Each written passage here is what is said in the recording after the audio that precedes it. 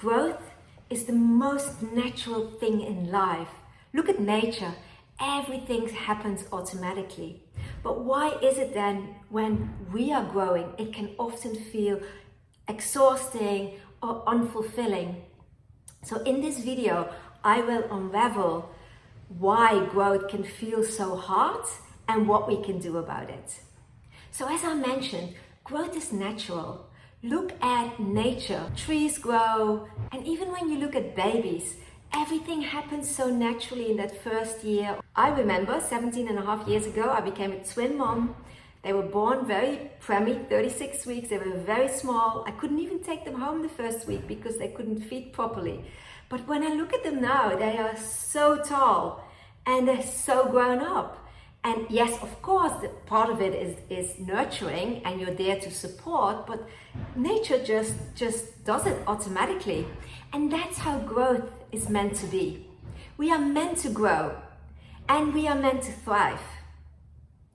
But where does it go wrong? It goes wrong when there is external pressure, external expectations, societal norms that are put upon us, so that we are not growing the way that we are supposed to grow, or that we really feel like our growth is, but we probably are pushed into another direction that is not really who we are. So that brings me to the first point, is that growth is really firstly understanding what is really important to you.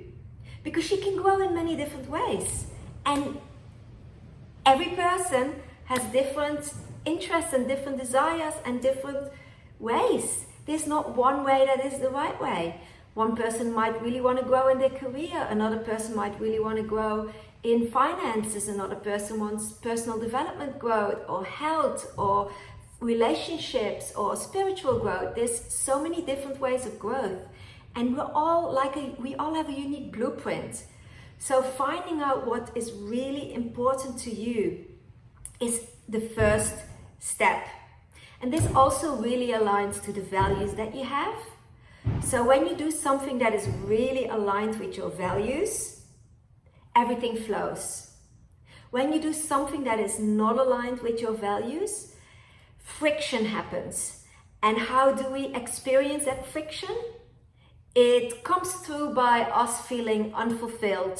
It comes through by us feeling de-energized, exhausted, stressed. Now, obviously, we can feel stressed and exhausted because we're just doing too much.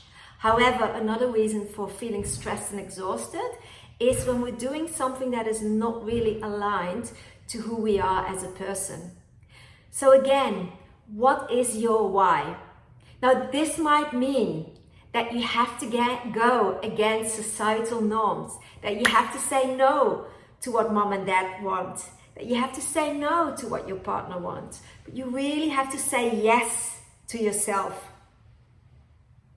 When my husband and I, we both studied in Maastricht University, we worked for 5 years in the Netherlands, we were in amazing careers. However, we wanted to travel the world. Our values are freedom and adventure, and they are so important to us that we decided to leave our great careers behind, to sell everything, our house, our furniture, everything, and to go travel the world. Now, our friends were all saying to us, "Are you absolutely bonkers? What are you doing?" Now, I cannot tell you how amazing this experience was for us because it was so aligned with our values. I had a backpack with 11 kilos. We traveled for 1.5 years, had the most amazing experiences. It was so us. It's not for everyone, but it was extremely us. Now, at the end of the world trip, we decided that we wanted to leave the Netherlands and wanted to move to Sydney because we had completely fallen in love with this beautiful city. Now, obviously, we had no work, not even a visa, nothing. We had a 3-month tourist visa and we had $500 in our back pocket. But we had this determination that we wanted to stay and that we wanted to have this life of adventure in this different city. And our friends were like, "Are you now gone completely mad? Going on a world trip was already like something that you don't do, but this is completely crazy."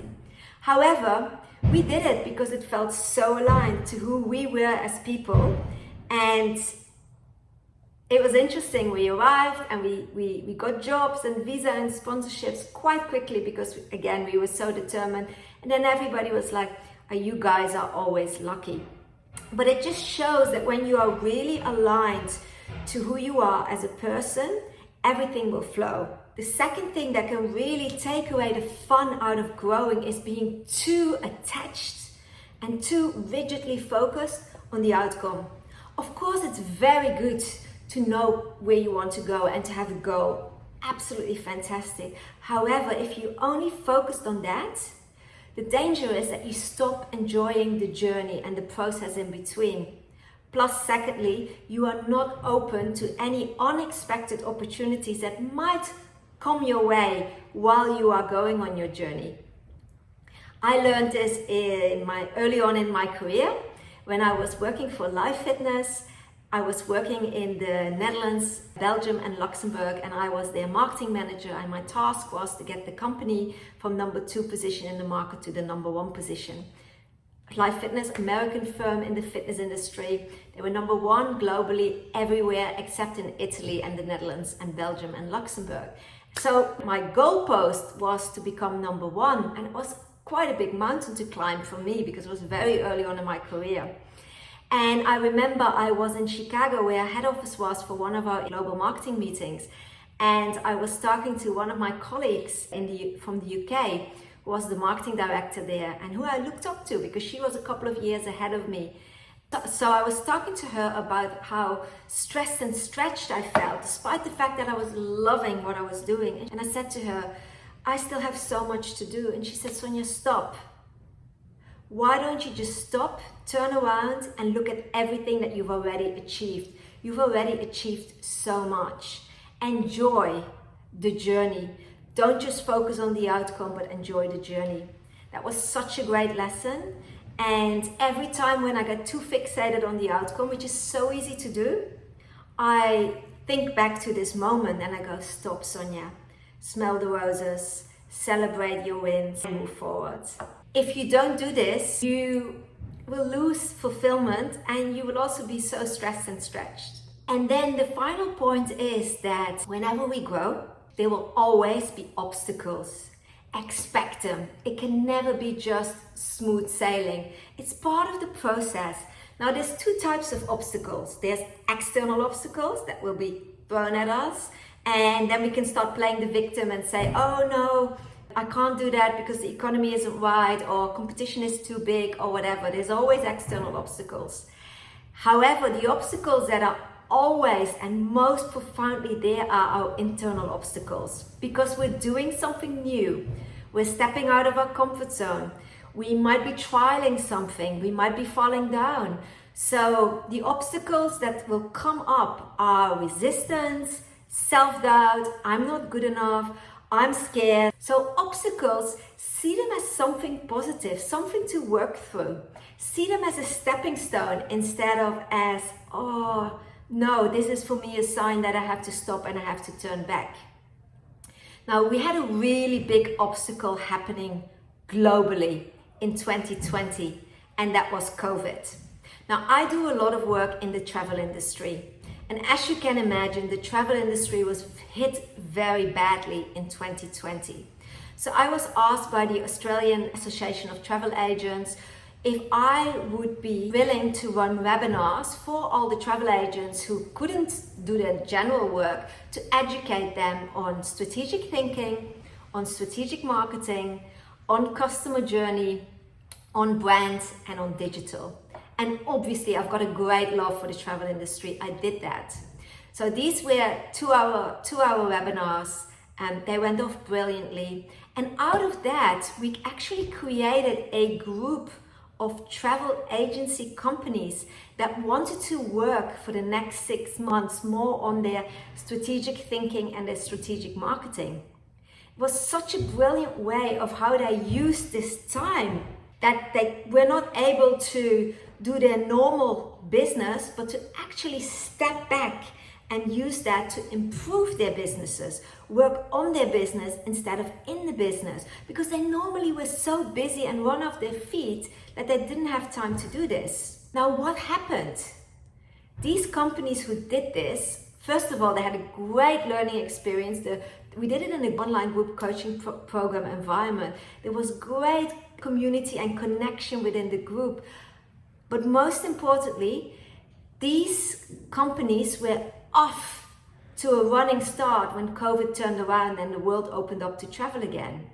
So it really shows you that no matter whether the obstacle is internally or whether the obstacle is externally, there's always something you can do.